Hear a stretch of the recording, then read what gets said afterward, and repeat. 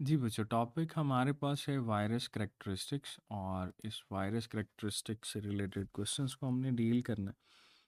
सबसे पहले that is question number 1, और स्टेटमेंट है which of the following is a non cellular infectious agent. तो बेटे, जब भी हम लोग नॉन सेलुलर इन्फेक्शियस एजेंट की बात करेंगे तो इसका मतलब ये है कि आपने किसी वायरस को ढूंढना है, या प्रायॉन को ढूंढना है, या वायरॉइड को ढूंढना है। तो ऑप्शन ए है प्लाज्मोडियम। प्लाज्मोडियम बैक्टीरिया है, so that is not an acellular. फिर क्लॉस्ट्रीडियम, ये भी बैक्टीरिया है। फिर है बेटे ट्राइपैनोसोमा, ये हमने प्रोटोजोआ के अंदर पढ़ा था।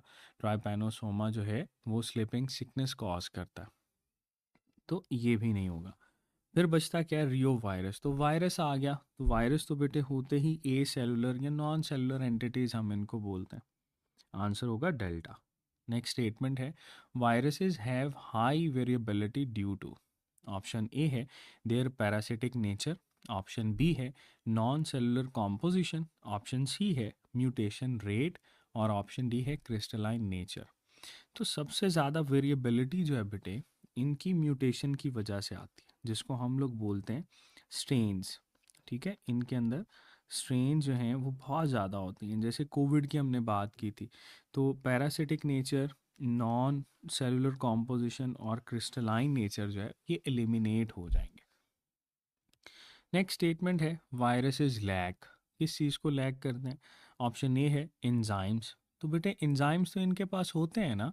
जैसे हम लोगों ने एचआईवी की बात की थी, और इसके अंदर हम लोग डिस्कस करते हैं कि रिवर्स ट्रांसक्रिप्टेज एंजाइम होता है, इंटीग्रेज एंजाइम होता है, ठीक है, प्रोटीएज एंजाइम होते हैं।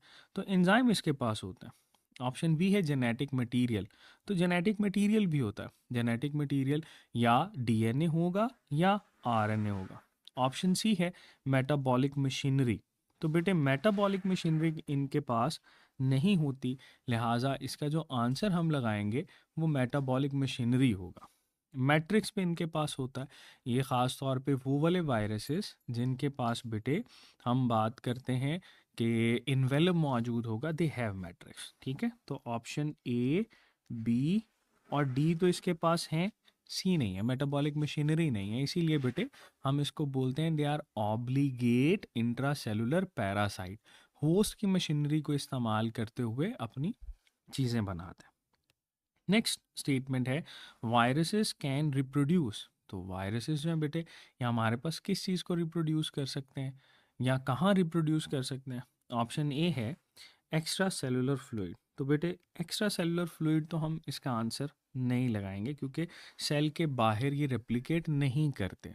यही वजह है कि सेल के बाहर ये क्रिस्टल्स की फॉर्म में मौजूद होते हैं। ऑप्शन बी है इनसाइड सेल्स ओनली। बिल्कुल ठीक है, इसीलिए तो बेटे हम इनको कहते हैं कि they are obligate intracellular parasites.